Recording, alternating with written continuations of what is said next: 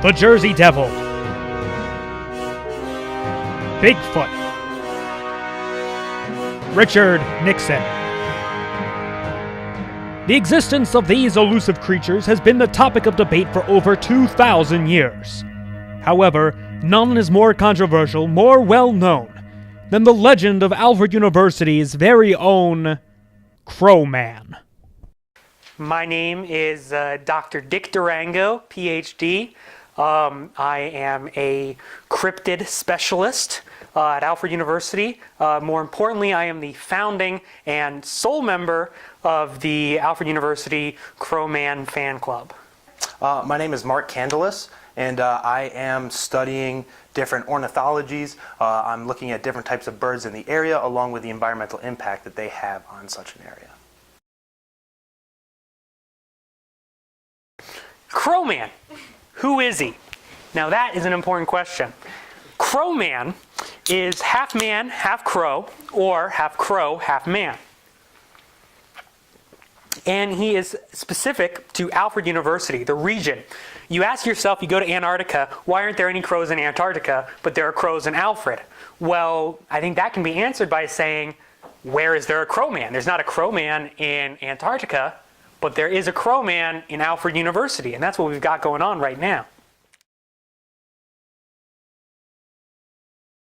So we believe that the crowman currently resides behind the buildings Oppenheim and the Ford Street Apartments, that wooded area kind of in what we refer to as the ass of Alfred, the back of Alfred. About 5 or 6 of our eyewitness accounts, out of the 8 eyewitness accounts that we've had of the crowman, all spot him in the Oppenheim area, in those woods, in the ass of Alfred. In the ass of Alfred. One of the things you want to look at when finding factual evidence is the environment that surrounds these birds. What you'll actually see is the button bush, and that's a tree that's specific to this area, where it does house many nests for certain birds. Crows is not one of those birds or the species that is a part of that migration when they come up north. And so, yes, we have crows here, but in the areas where Mr. Durango has said that there are or there could be a crowman, it's physically impossible. We've pulled together our resources. We've talked to people. We've taken a look at intel. And myself, along with no one else, came up with these ideas of what the crowman may look like. Now, we got 3 possibilities here. He is either half man, half crow, half man, and the third and final option for any of the people who are very hard, sells on the evidence, just some combination of the two. So we know he has man DNA, we know he has crow DNA, and it's all kind of just jumbled up in there. Well, the crowman, obviously, it wouldn't. Nature doesn't allow for such a genetic combination. When people bring the crowman to my attention, I have to scoff. Please. It just doesn't make sense through the theory of evolution and bird genetics for something like that to occur naturally. If, say, you believe in aliens or something like that, okay, great. Have your argument. Get a table by yourself because you can sit over there. I'm not talking to you. But if you want something with factual evidence, which I am prepared wholeheartedly to provide to you, because crowman is idiotic. And anybody who would follow such a path in either studies or profession is wasting their time. Look, we don't know exactly how the crowman became the crowman. That's science, it's not always right. We have all of these thoughts and theories that we had to put together, and that's what we work on. Now, the earliest appearance of crowman that we have on record was in 1969. Now, that was the year of peace and love in America. Bands like Simon and Garfunkel and Nickelback were topping the charts. Now, in Alfred University, there was a man by the name of John Swanson. Now, John Swanson was a sophomore at the time. He was walking behind the woods of Oppenheim, and he heard a big kind of like a fluttering noise, kind of like a flock of birds, crows, believe it or not. and he pulls back the branches of this bush, and he peeks into this clearing. He sees about 6 or 7 crows all kind of marching around in a circle, almost like a drum line. And they're circling this stump, this kind of like tree stump in the middle of this clearing. And inside that tree stump is a black feather, a single black feather. And all of a sudden, as they're kind of marching around, they start to sing. Conmigo no hay aquello de no canta una canción. And as the song is being sung, the feather starts to transform, and it almost begins to morph, if you will. It begins to look different than it did before. It does not look the same because it changed.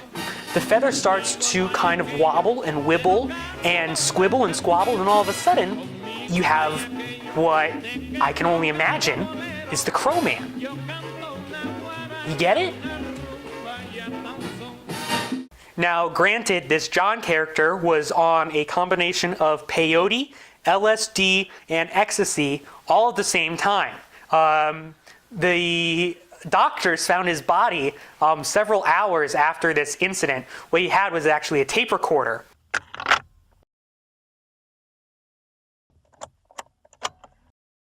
Oh, guys, there's crows and they're dancing. Oh, man, there's this. It's a Crowman! It's a Crowman on the stump and it's transformed! Ah! And that's all they had to go off of. And he was found dead. And they were like, how'd this guy die? And the doctors said that it was because of the peyote and the LSD and the ecstasy and the copious amounts of other drugs that were in his bloodstream. But the truth of the situation was they killed him because he knew. You get it? They killed him because they knew that he knew who the Crowman was, what the Crowman was. If it is a thing at all, which it is.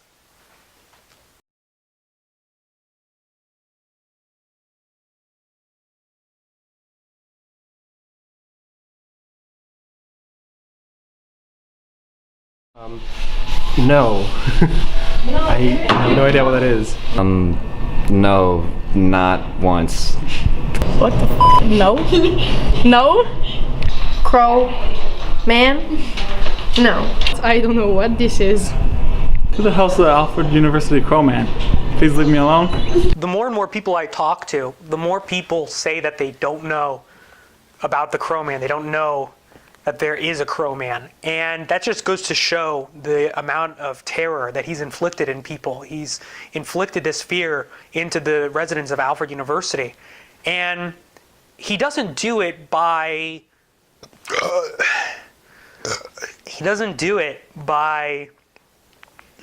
conventional standards, He doesn't grab children from their houses. He doesn't vote Republican on a presidential ballot. He doesn't slice people up into little tiny bits. He just exists.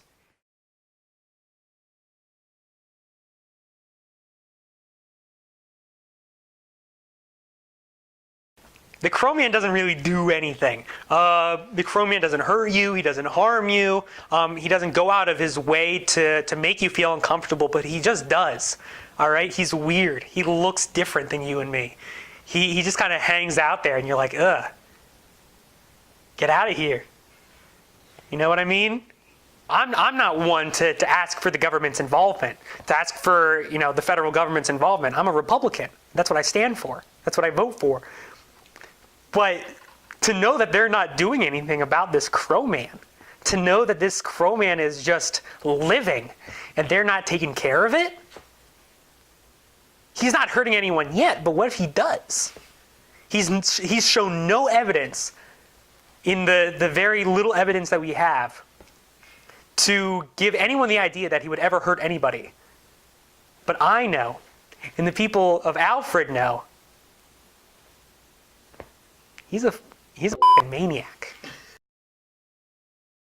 I don't know if I'm the first interview you've had so far. Probably go to that hot shot, what's his name? Dick Durango. Yeah, he's a real nutcase. If you're going to talk to him about it, you might as well throw out all your footage. There's actually another professor at this university. His name's Mark Candelas. best buddy in the whole world. I love him so much. Unconditional love. We have a great relationship, the two of us. I've sat through way too many drunk conversations with this asshole, and I try to restrain myself from how stupid and incomprehensible some of the things he says are. He absolutely, he studies bird law, he knows about birds, and he can tell you himself that, you know, the Crowman exists. He agrees with me 100%. What I think a lot of his mishaps in this idea that he comes up with comes from a little bit too much snow in the winter, but I think it's ludicrous. And he's such a nice guy, too. He's terrific. He's never said one bad thing about me. And I love him. There's no way you can have an actual conversation with this man and keep your sanity. So please, if there's anyone out there watching it, just skip past the first part of the interview or the second part of the interview, wherever it is, start here, get the data, get what's real, and get educated.